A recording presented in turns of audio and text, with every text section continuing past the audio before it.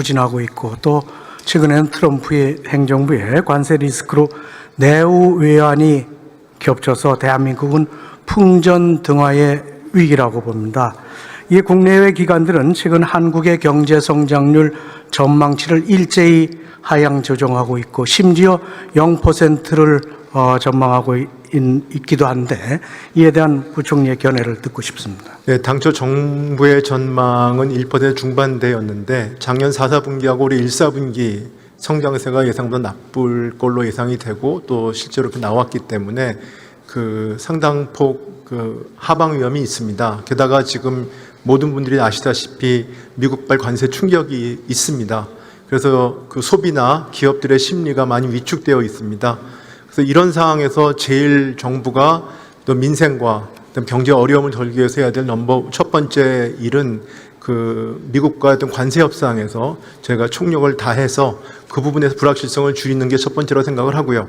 그 다음에 그 관세가 현실화됐을 경우에 나오는 우리 각 업종별로 업종의 피해들을 지원하고 또 이 기회에 그분들의 경쟁력을 높이는 그런 지원이 필요합니다. 그래서 지금 반도체나 조선, 그다음 철강 이 분야 각 분야에 대해서 정부에서 지금 산업경쟁력 강화 장관회의를 통해서 지금 마련하고 있고 또 발표를 하고 추진하고 있습니다. 그다음에 오늘 발표한 것처럼 또 재정의 역할이 필요해서 그 최대한 저희가 아주 시급한 현안 중심으로 그 한 12조 원의 지금 추경안을 마련을 해서 곧 국회에 제출할 예정입니다.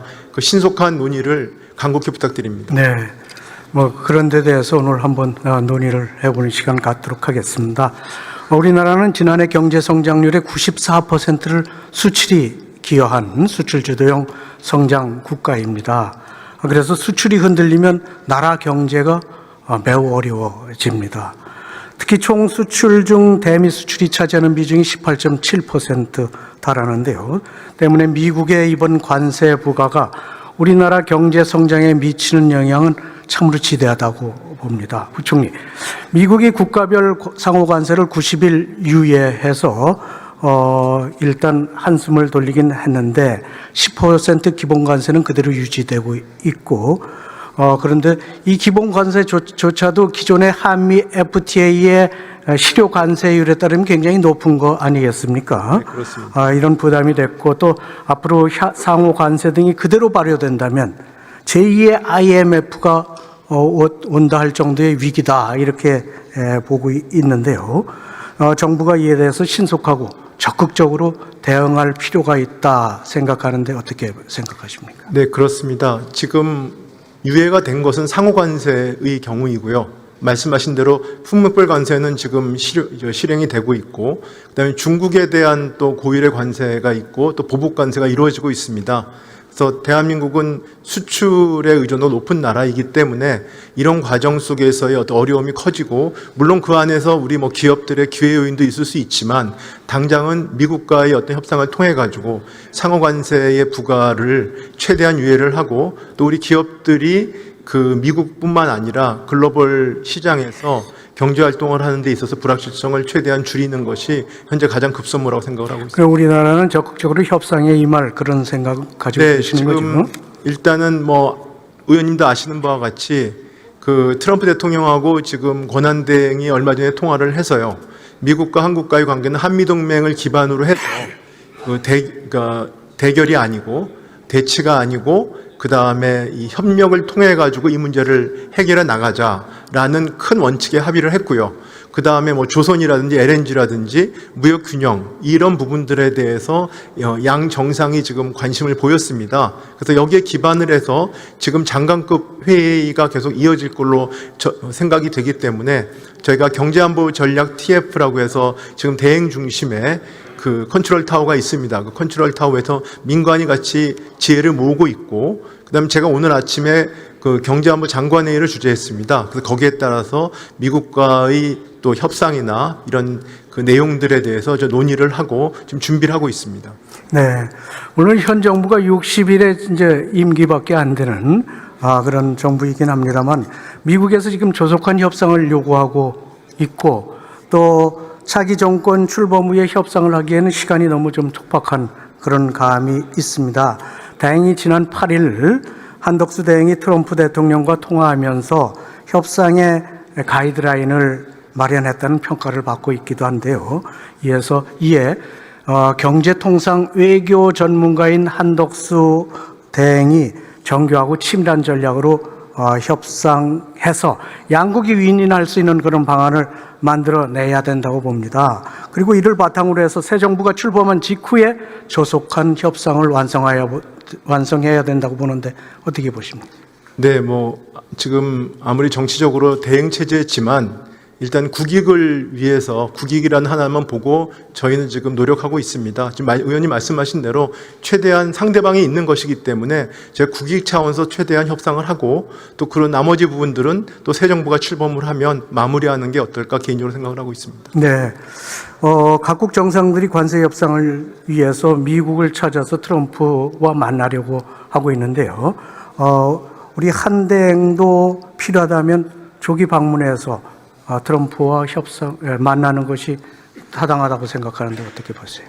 그런 가능성을 저희가 배제할 필요는 없는데요. 당장은 이제 장관급 회의부터 시작하면서 실무자들끼리 지금 현재는 서로 관심사항에 대해 확인을 하고 또 협상의 틀을 마련해야 되기 때문에 그것이 우선이라고 생각하고 있습니다.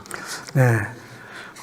트럼프 대통령이 한덕수 대행과 지난번 통화에서 우리에게 요구를 많이 했죠. 어떤 걸 요구하셨는지 한번 말씀해 주세요. 요구를 했다기보다는 이제 서로 관심 사항을 얘기를 했으니까요. 경제적인 것만 놓고 보면은 이제 무역 균형, 그다음에 조선 LNG 이 정도라고 말씀드릴 수 있습니다. 네. 미국 재무부 장관이 한국, 일본, 대만이 알래스카 LNG 사업에 자금을 대고 향후 이를 구매하는데도 관심을 보이고 있다라고 밝혔는데요. 이게 무슨 의미입니까? 그래서 LNG 수입 말씀하시는데 그 관련된 건 아직 그 미국의 구체적인 그림이 나와 있지도 않고 그다음에 저희가 그 부분에 대해서 그 정부의 입장이나 또 이런 것들이 아직 정해진 게 전혀 없습니다. 그래서 일단은 그 미국과 대화를 하면서 미국의 어떤 구체적인 어떤 제안과 또 우리 국익 차원에서 어떤 부분이 저희가 검토할 수 있는지를 앞으로 논의해 나갈 그럴 계획입니다. 알래스카 LNG 사업은 경제성이 없다는 지적도 많은데요. 손해가 예상될 경우 기업들이 잘 참여하지 않을 거 아니겠어요? 네, 그렇습니다. 리스크에 대해서 잘 분석해서 종합적인 대책을 마련해야 됩니다. 네, 지금 민간이 같이 노력하고 있습니다. 그래서 결국은 우리 기업들이 이익이 되는 그리고 또 미국하고의 어떤 상호 호혜가 되는 그런 우리가 그런 공통 부분을 찾아야 된다고 생각하고 있습니다. 한편 조선업은 경쟁 상대였던 중국이 밀려나면서 한국이 유력한 협업 파트너로 거론되고 있습니다. 우리에게 큰 기회이자 효과적인 협상 카드도 될 수 있다 생각하는데요.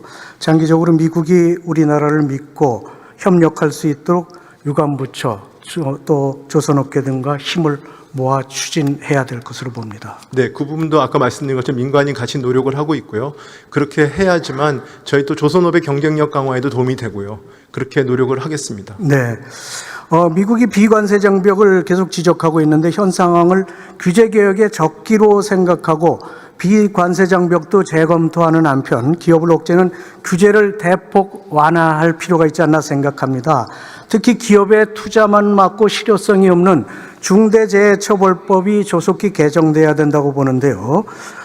부총리께서는 본 의원이 이렇게 지적된 부분 외에도 필요한 부분들 면밀히 검토해서 협상의 지렛대로 삼을 수 있도록 총력을 다해 주시기 바랍니다. 네, 어떠한 상황이든 위기를 기회로 만들 수 있도록 노력을 하겠습니다. 네, 부총리 수고하셨습니다. 자리로 돌아가시고 이따 다시 한번 나와 주시기 바랍니다. 이어서 한덕근 산업부 장관께 질의하겠습니다.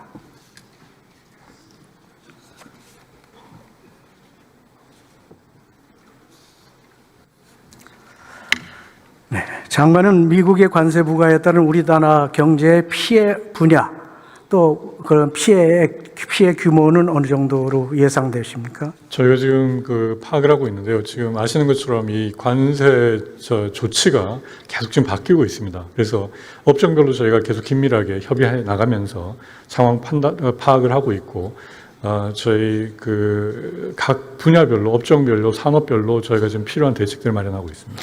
품목별 관세, 상호 관세가 그대로 진행된다면 상당히 큰 타격이 오겠죠. 네. 예. 중국의 1위 수출국인 미국이죠. 네, 그렇습니다. 네.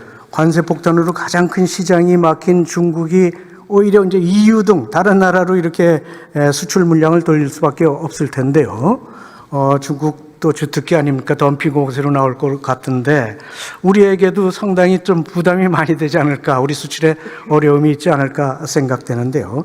이런 수출 시장에서 우리 산업이 경쟁력을 가질 수 있도록 규제 완화 또 범정부적인 지원이 아주 절실한 때 아닌가 생각합니다. 네, 전적으로 동감입니다. 네. 우리나라 수출 1위가 반도체죠. 그렇습니다. 한 네. 5분의 1 정도 차지하고 있습니다. 네, 우리나라 주요 산업인 반도체에 대해서도 미국이 곧 관세를 별도로 발표할 거라고 생각하는데 어떻게 전망하세요? 그렇습니다. 지금 그 의견 수렴 절차를 시작했다고 지금 언론에 나오고 있고 아마 그럼 조만간에 그 트럼프 대통령이 공언하시는 대로 발표가 될 거라고 저희는 생각하고 있습니다. 네, 관세로 인한 수출이 위축될 수 있는 만큼 반도체 분야에 대한 지원, 또 반도체 특별법도 조속히 만들어져야 된다고 생각하는데요. 그런데 무엇보다도 중요한 주 52시간 예외에 대해서 여야 간 지금 이견을 좁히고 있지 못한 상태입니다. 잠깐, 우리와 반도체 경쟁을 하고 있는 대만, 근로시간 규제합니까?